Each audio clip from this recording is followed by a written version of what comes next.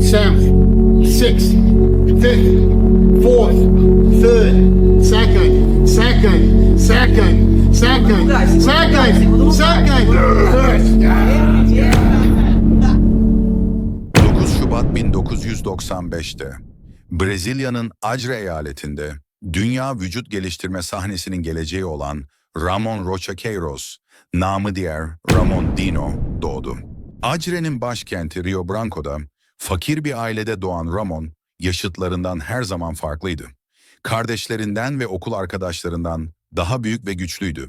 O dönemde geleceğin vücut geliştiricisi, capoeira ve futbola ilgi duysa da, kendi vücut ağırlığını kullanarak yapılan fiziksel egzersizler topluluğu olan calisthenics'i keşfetti ve bu sporu kas yapısını güçlendirmek için bir araç olarak gördü. Ramon evine yakın bir halk parkında kalistenik egzersizler yapıyordu. Bir gün bu egzersizlerden birini yaparken yeteneğini fark eden bir spor eğitmeni tarafından keşfedildi. Bu eğitmen Ramon'un ilk vücut geliştirme koçu oldu. Ramon'un spora olan tutkusu büyüktü. Bazı videolarında örnek alabileceği sporcuları takip edebilmek ve ilk yarışması için fikir edinmek amacıyla soyulmuş bakır telleri hurdacıya satarak internet kafeye gitmek için para kazandığını anlatıyor. Ramon, verdiği röportajlarda bir öğün yemek için günlük 6 kilometre yürüdüğünü, çünkü eve otobüsle dönerse diyet harcamalarını karşılayamayacağını açıkladı. Aralık 2016'da Ramon Dino ilk kez junior kategorisinde bir yerel yarışmada sahneye çıktı. Ancak henüz klasik fizik kategorisinde değil, men's fizik kategorisinde yarıştı. Burada bile doğuştan gelen ayrıcalıklı genetiklerini sergiliyordu. İlk yarışmasında şampiyon oldu. Birkaç ay sonra Nisan 2017'de Ramon bir bölgesel yarışmaya daha katıldı ve yine şampiyonluk kazandı. Ancak ekonomik sorunlar kariyerinde potansiyeline ulaşmasını yavaşlattı. Memleketi Acre onun için çok küçüktü, sponsorlar gelmiyordu. Ancak o bir amatör yarışmayı kazanırsa ve profesyonel olursa her şeyin değişeceğine ve para kazanmaya başlayacağına inanıyordu. Sahip olduğu kas yapısı nedeniyle kendisine şortla yarışılan bu kategoriyi bırakıp klasik fizik kategorisine geçmesi önerildi. Bu öneriyle klasik fizik kategorisinde birkaç yarışmaya katılmaya başladı. Yarışmalarda bazı başarılar elde etse de Ramon bir şeylerin hala eksik olduğunu hissediyordu. O dönem Dragon Pharma ile bir işbirliği yapmıştı. Ancak yine de günlük hayatında mali sıkıntılar yaşıyordu. 2018'de Ramon Dino, Brezilya'nın en önemli etkinliklerinden biri olan Olimpia Brezilya'ya katılacaktı. Herkes, Acre'den gelen kaynakları kısıtlı bir çocuğun profesyonel bir vücut geliştirme sahnesinde durabilecek gücü bulabileceğini düşünmüyordu. Ancak Ramon bunu başarabilmek için tek bir yolu izledi. Antrenmanlarını yalnızca pirinç ve yumurta yiyerek yaptı. Pirinç karbonhidrat, yumurta ise protein kaynağıydı. Günümüz dünyasında influencerların 13 öğün yemenizi ve 7 farklı protein türü tüketmenizi önerdiği bir çağda, Ramon sadece pirinç ve yumurta ile kendisini zirveye taşıyacak hazırlığını yaptı.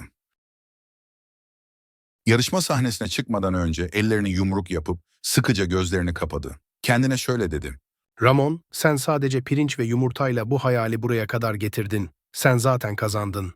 Şimdi herkese kim olduğunu gösterme zamanı. Sahne ışıkları onun üzerine vurduğunda Ramon'un hissettiği her şey bir anlığına yerini saf bir özgüvene bıraktı.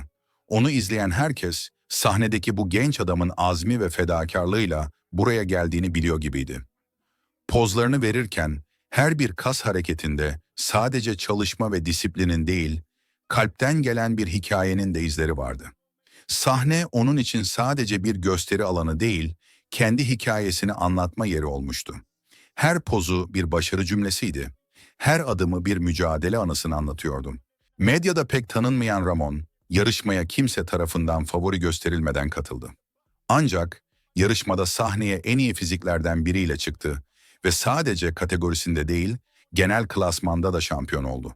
Bu zaferle Ramon Dino, hayalini kurduğu pro karta ulaştı. Bu sayede IFBB Pro Ligi üyesi olarak dünyanın en iyi etkinliklerinde yarışma hakkı kazandı. Buraya gelebilmek için çok uzaklardan geldim ve birçok zorluktan geçtim. En çok acı çeken kişinin ben olduğumu söylemiyorum. Herkesin kendi mücadelesi olduğunu biliyorum ama benimki buydu ve işte şimdi buradayım. Ben Acre'den geliyorum. Acre var insanlar.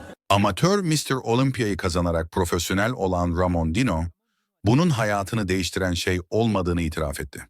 Her ne kadar artık kendisini bir profesyonel olarak görebilse de, bu zaferin ardından bile sadece vücut geliştirmeye odaklanması için gerekli kaynaklara sahip olmadığını kabul etti. Spor kariyerini ve hayatını kökten değiştirecek olan şey başka bir olaydı. Bu hayatta şehrimdeki insanlar her zaman beni destekledi. Ama sadece bu yetmedi.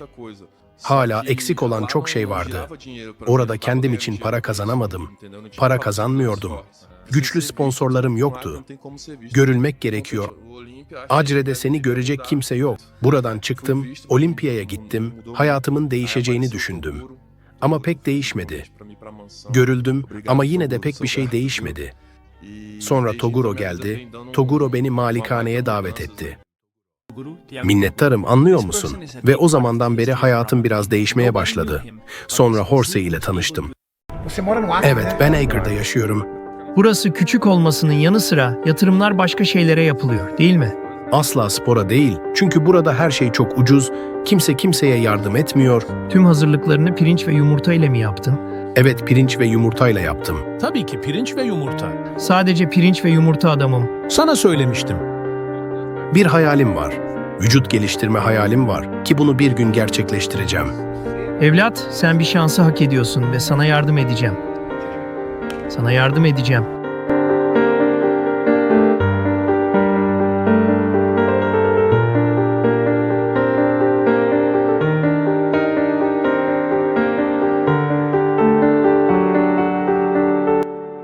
Sakin ol, sana yardım edeceğim ama iki sebep yüzünden. Birincisi, çünkü buna layıksın. Çünkü bir adam tüm hazırlıklarını pirinç ve yumurtayla yaparak 3-4 ay boyunca sadece pirinç ve yumurta yiyerek amatör Mr. Olympia şampiyonu oluyor.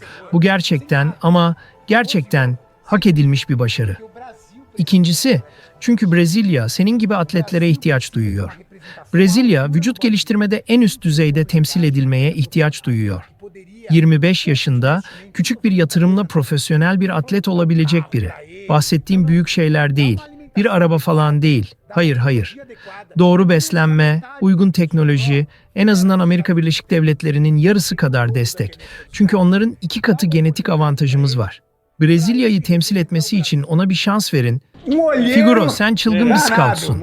Çılgın bir scout. Vücut geliştirme alanında bir başka inci bulmuş. Thiago Toguro, Ramon Dino'nun hikayesinde büyük bir yere sahip. Kimse Ramon'u tanımıyordu ancak fiziği herkesi etkilemeyi başardı. Thiago Toguro, Instagram'da 4 milyondan fazla takipçisi olan bir fitness influencer'ıydı ve Ramon'u Maromba Mansion projesine davet etti.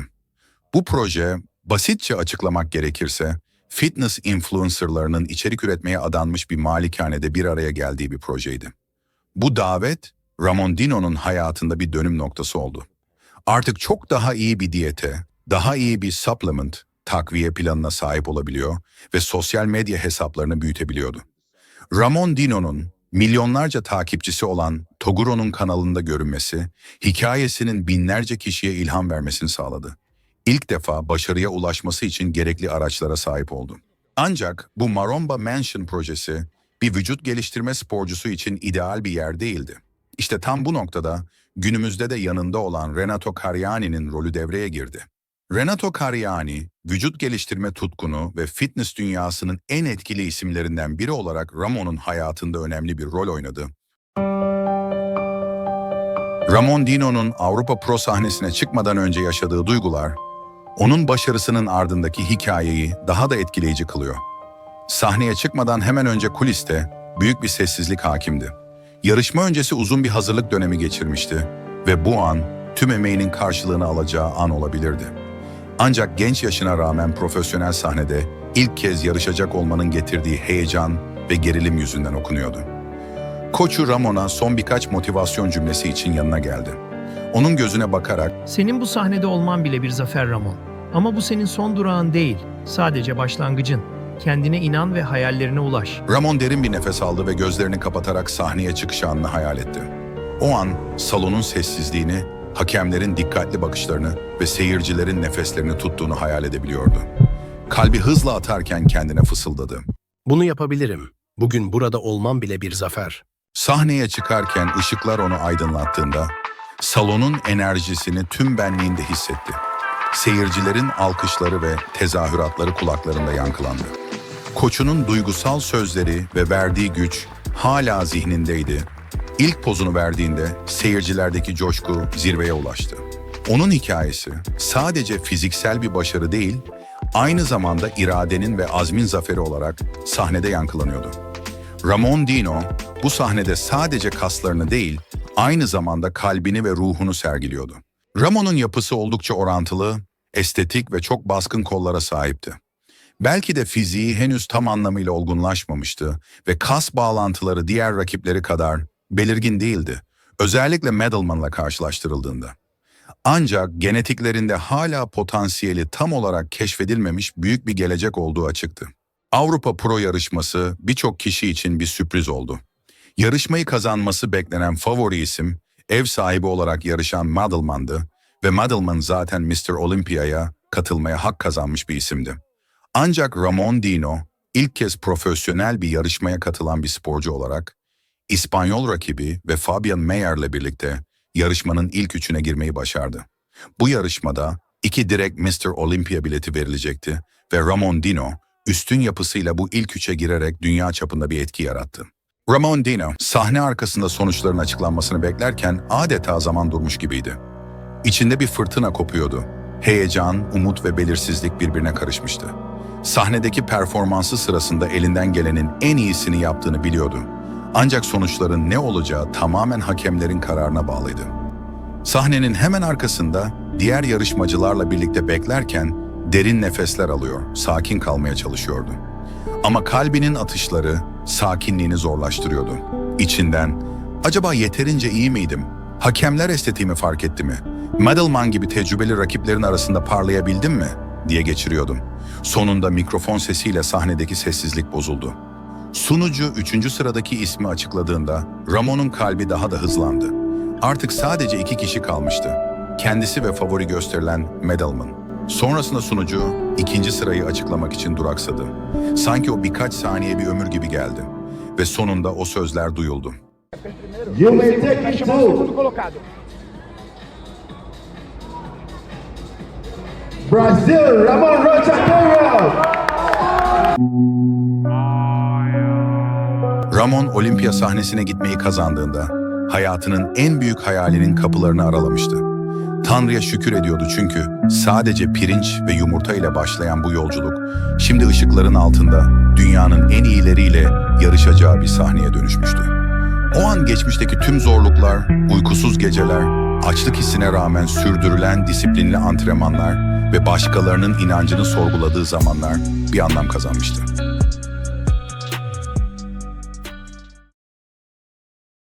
Ramon profesyonel başlangıcının hayatını ne kadar değiştireceğinin farkında değildi. Adı artık duyulmaya başlamış ve dikkate alınır hale gelmişti. Çok geçmeden Olimpiya hazırlıklarına başlamıştı. Mr. Olympia'ya hazırlandığı bu döneme bir erkeğin alabileceği en önemli haberlerden biri eklendi. Ramon baba oluyordu. Bilmeyenler için eşiyle tanıştığı yer ona şöhretin kapılarını açan Maromba Mansion eviydi. Şöhrete adım attığı bu yer kısa bir süre sonra onu bir baba yapan bir aşkın da beşiği oldu. Aynı yıl Mr. Olympia'dan hemen önce Ramon oğlunun doğumunu gördü. Elbette bu haberin Ramon'u profesyonel hedeflerinden uzaklaştıracağına dair yorumlarda gecikmedi. Ancak Ramon'un tek söyleyebildiği artık tüm hayalleri için savaşmak adına çok daha büyük bir sebebi olduğuydu. Artık fitness dünyasının en önemli etkinliğine yaklaşmıştık.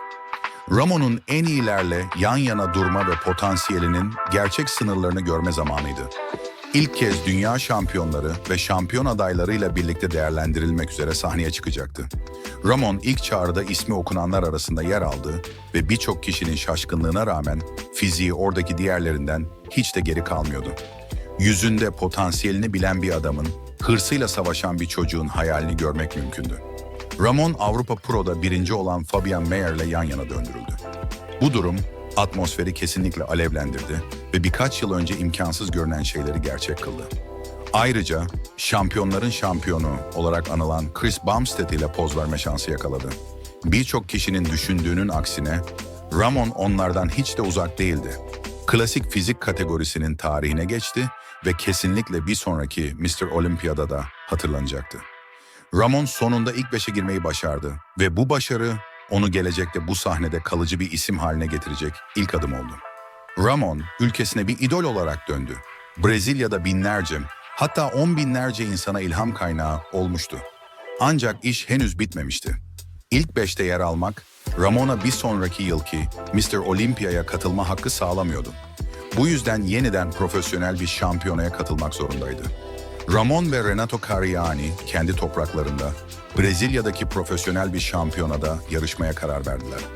Brezilya'daki vücut geliştirme yarışmalarında hayranlarının kahramanları olan iki idol arasındaki inanılmaz bir mücadeleye tanık oldu. Gabriel Sanelli sahnede çok iyi bir kondisyon sergiledi ve bu durum Ramon'un işini daha da zorlaştırdı. Ancak Ramon'un sahnedeki muazzam varlığı şampiyonluğu kazanmasına ve Aralık ayında düzenlenecek olan Mr. Olympia'ya katılma hakkını bir kez daha elde etmesine olanak tanıdı. Vücut geliştirme dünyası her zaman heyecan verici rekabetlere ve unutulmaz mücadelelere sahne olmuştur. Ancak bu dönemde Mr. Olympia sahnesinde yaşanacak adeta tarih yazan bir mücadele olacaktı. Chris Bumstead ve Ramon Dino arasındaki zorlu karşılaşma. Bu sadece iki sporcu arasındaki bir mücadele değil, aynı zamanda bir dönemin en güçlü rekabetlerinden biri olarak hatırlanacak bir gösteriydi. Chris Bumstead, klasik fizik kategorisinde zirvede yer alan ve şimdiden bir efsane olarak anılan bir sporcuydu. Onun kariyerine baktığımızda 4 kez Mr. Olympia şampiyonu olması, yeteneği, estetiği ve disipliniyle kategorinin standartlarını belirlediğini net bir şekilde gösteriyor. Ancak 2022 yılında Brezilyalı yetenek Ramon Dino'nun sahneye çıkışı, Jebum'un tahtını tehdit eden en büyük meydan okumalardan biri haline geldi. Ramon Dino, kısa sürede vücut geliştirme dünyasında parlayan bir yıldız haline gelmişti. Eşsiz estetik görünümü, simetrisi ve poz verme yetenekleriyle sadece hayranların değil, jüri üyelerinin de dikkatini çekti. Rekabet oldukça zorluydu. Ramon bazı noktalarda Chris'in önüne geçmeyi başardı ve bu durum herkesin Chris'in tahtını kaybetme ihtimalini konuşmasına neden oldu. Ancak deneyimi, estetik uyumu ve sahne hakimiyetiyle Chris Bumstead şampiyonluğunu bir kez daha kanıtladı.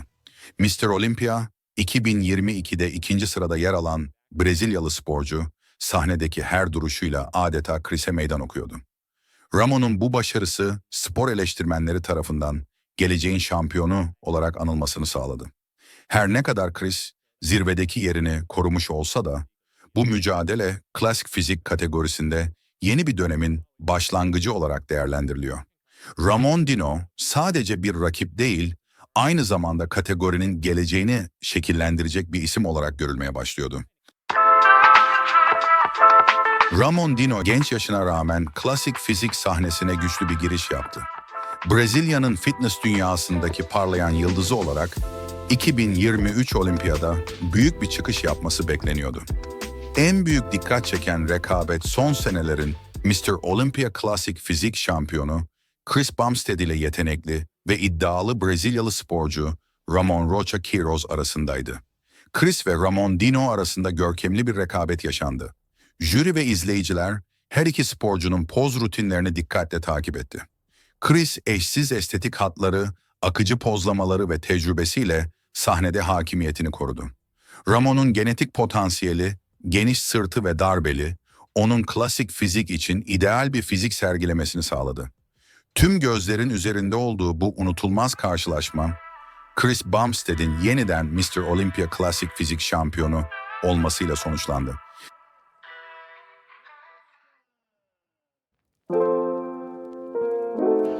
What's up, YouTube? Shit's crazy, my man. Shit's crazy, my man. Yarışma sonrası Chris Bumstead ve Ramon Dino sahnede rakip olarak değil, antrenman partneri olarak bir araya geldiler. Bu dostane ilişki spor dünyasında nadir görülen bir tablo çizdi. Chris'in Ramon'a Zeus'un bir kalkanını temsil eden ve sakatlanmalardan koruma anlamı taşıyan bir hediye vermesi, bu dostane ilişkinin bir göstergesiydi. Sonuç olarak Ramon Dino sadece Brezilya'nın değil, tüm vücut geliştirme dünyasının saygısını kazandı. Arnold Classic ve Mr. Olympia'da sergilediği performanslar, onun artık bu sporun en büyük isimlerinden biri olduğunu kanıtladı. Bu hikaye spor dünyasında rekabetin yanında dostluğun ve karşılıklı saygının da ne kadar önemli olduğunu bir kez daha gösterdi.